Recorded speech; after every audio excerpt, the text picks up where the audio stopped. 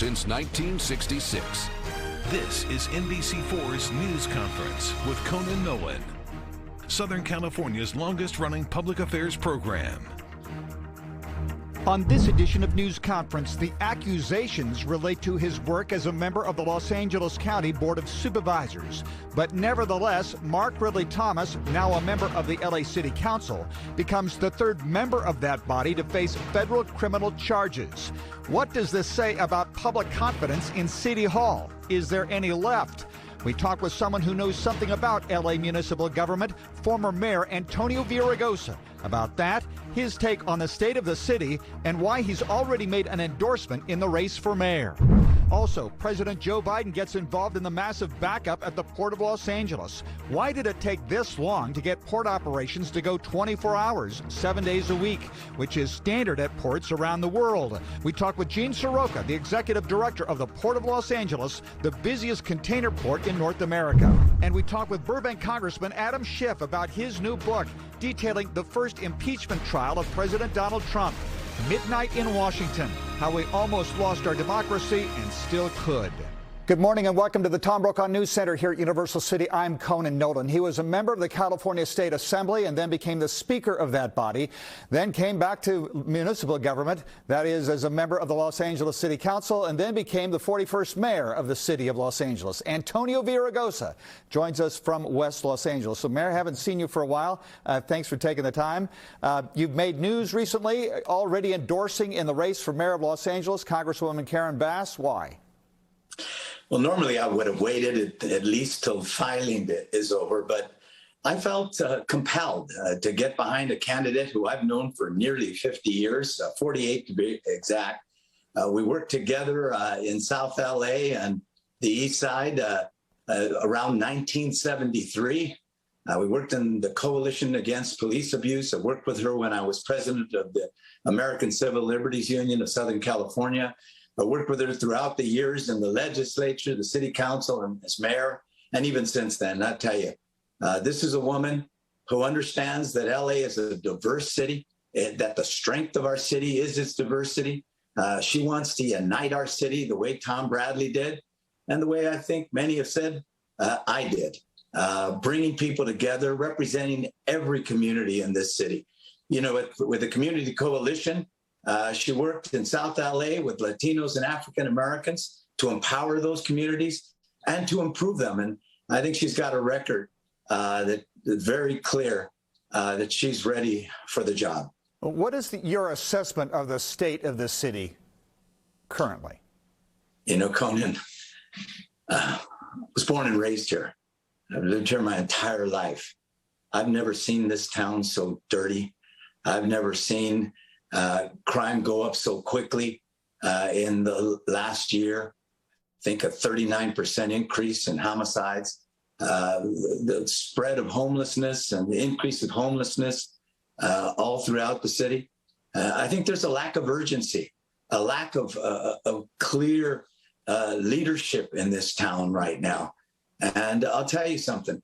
I intend to do everything I can to elect a leader will help bring us together so we can take on these challenges. I don't think there's, frankly, all hands on deck, that people are really treating this like the emergency it is in terms of the quality of life in this town.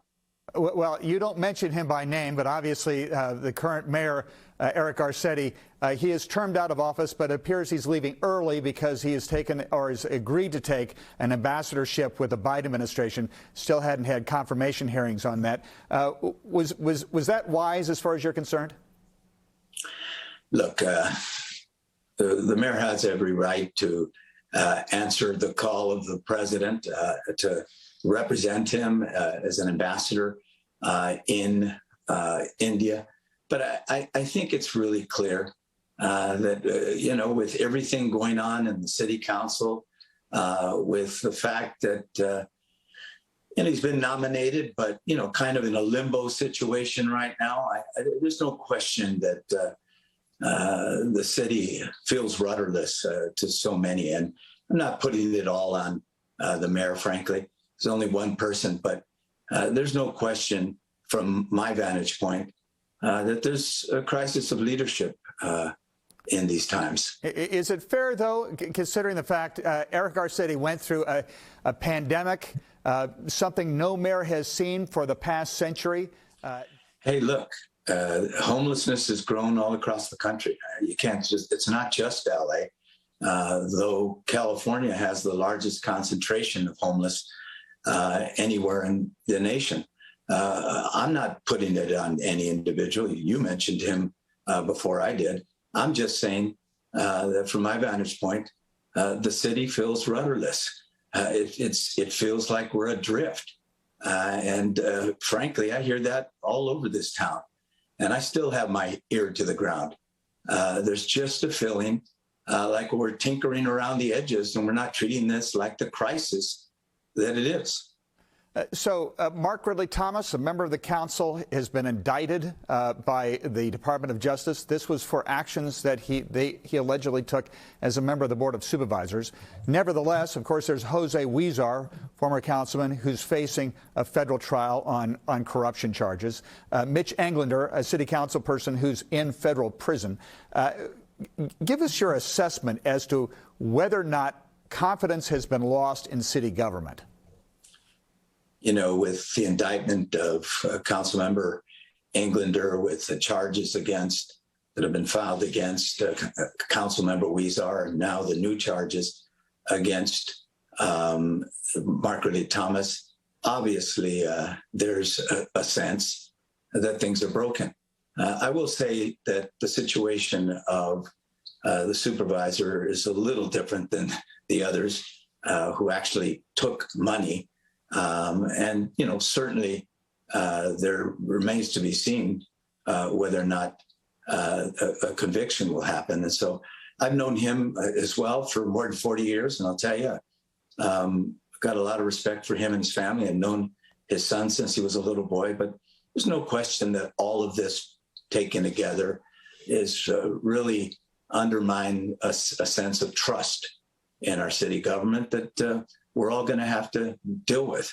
I'm not in the city government any longer, but as I said, I love this town. I put everything I had in my job because I love this town. And I'm supporting Karen Bass because I think she loves this town, and we need somebody like her that can bring us together to take on these challenges, to treat the issues facing this city. You know, with a sense of urgency. You know, I think to many, it feels like Rome is burning. You know, I shine shoes on 7th and Broadway and sometimes on 5th and Broadway. I know Broadway and downtown. And I remember it when we left in 2013, it was booming. And we're going to have to do something humane, yes, but something to address the level of homelessness, to build the housing that we need, to address the zoning and CEQA changes that are necessary to be able to do this, you know, more expeditiously and for less money, and do it quickly. The 41st mayor of the city of Los Angeles, the Honorable Antonio Villaraigosa. Mayor, thanks for taking the time. Thank you, Conan. Up next, the Port of Los Angeles all of a sudden goes 24/7. Why did it take so long? As President Joe Biden gets involved, we talk with the director of the Port of LA next.